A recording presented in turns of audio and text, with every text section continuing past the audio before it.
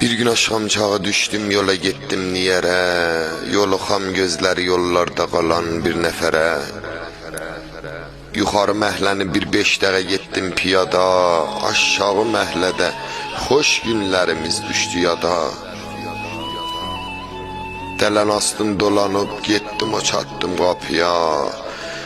Nənəmi gördüm uzaqdan gəlir mərtabiya. Dedi geç gel balacan, gel başıya mən dolanım. Sen gelen yollara kurban ola bu xəstə canım.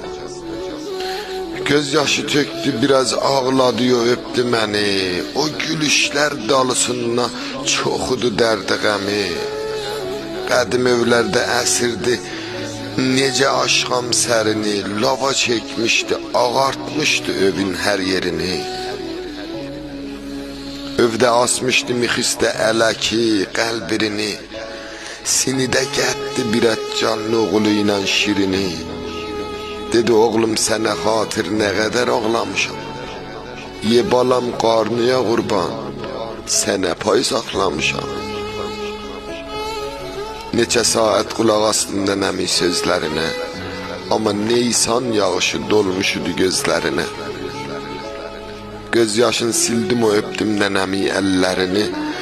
Bəlkə yaddan çağadam sinədəki qəmlərini. İstədim bəlkə güləcək deməyə qızdı çənəm. Gülü güldən açılıbdı, danışıb güldü nənəm. Dedi oğlum əgər imkanı olar qal gecəni. Bilirəm mən balacan saxlamaq olmaz gedəni. Dedi bu gəlməyi oğlum nə sövünürdü məni. Görüm Allah qocalan bəxtə sövünürsü səni. Gənə də bəxt elədiyim hən qocanı yadiyə sal. Neçə gündən qocalıq halimi bir də xəbər al. Yerə nemət yağır bu qocalar hörmətinə. Duru elması qızıl çatmazana qiymətinə. Qurbanam mən anamın çadırına, iffətinə. Ağaran saçlarına, başdaki ağ çərqətinə. Ağaran saçlarına, başdaki ağ çərqətinə. Başdaki ağ çərqətinə.